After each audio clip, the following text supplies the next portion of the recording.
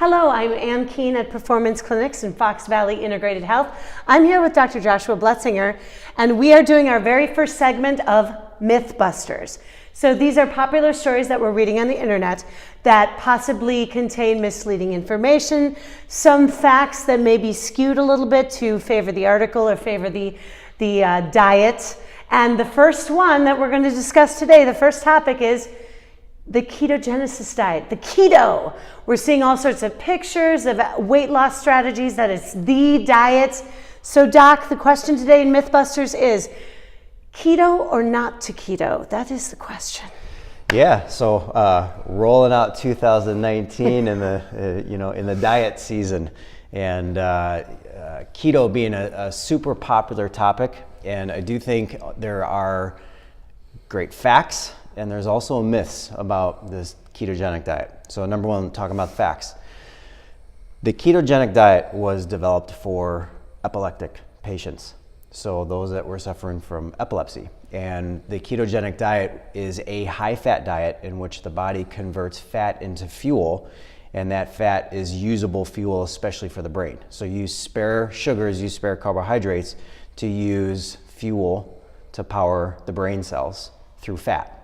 And clinically, it works extremely well for that. And on the other side of that, the myth is that the ketogenic diet works for everyone and is the preferred way of eating. And so what you're seeing is you're probably seeing anywhere from the 1% to 5% of the people that are successful with the ketogenic diet that are losing that type of weight and having no fallout from it. So like I said, the facts are it's clinically specific, it's clinically good for epileptic and conditions, but the myths are that it works for everyone.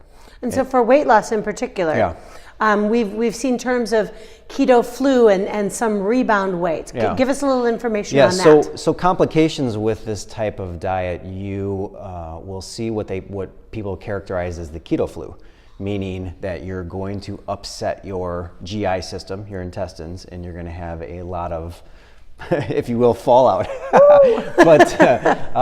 But you're changing up your intestinal system in the way that you're breaking down food so much that there are people's bodies that can't handle that. So if you just run to the store and you fill up your grocery basket full of avocados and cheeses and high-fat foods, you're going right to these long chain, these complex fats. And for most people, if you're just going to knee-jerk reaction, you're going to stimulate this process. I'm just going to give up everything. I'm just going to start eating all fats.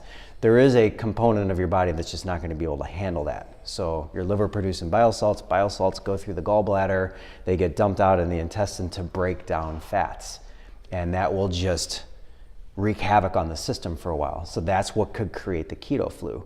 The other one is that a lot of people say if you go on it, you can't come off of it because you're going to gain back the weight. And again, that's the biggest thing. If you're going on this just to lose weight, it's probably not the most ideal thing to do.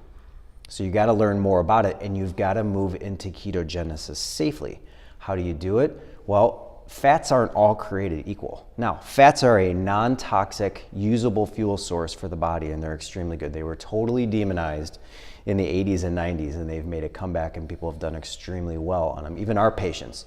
But ultimately, there are short-chain fats, there are medium-chain fats, and there are long-chain fats. And so the proper way to do it, in a nutshell, is to start with your short-chain fats. Make sure that your body can handle these short-chain triglycerides, or SCT oils. Okay, and then which are butyric acid. Then you can move into medium chain fats. Medium chain fats are lauric acid, and those are some of the components that you can see out of coconut oil, but all those MCT oils are really popular, and you can buy them on Amazon or in nutrition shops or online. And then you can ultimately start to move into your long chain fats, so your foods, your avocados, your cheeses, and they're all good, but doing it correctly will ensure that, number one, you're not going to get the keto flu, okay?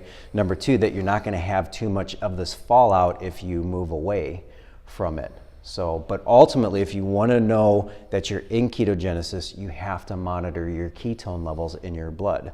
So you can use a ketone meter. You can buy these ketone meters online and make sure that you're in ketogenesis to do it correctly. It's not just running around and doing 80 to 90% of your diet in fats. That can be harmful to your health, especially if you're dealing with chronic conditions like diabetes, autoimmune, heart issues. You want to make sure that you have all of your grounds covered and that you're doing this type of diet correctly.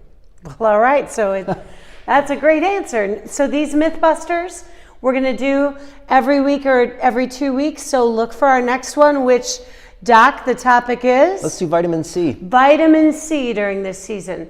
So glad we spent this time together, and we'll see you again soon. Keep yourself well.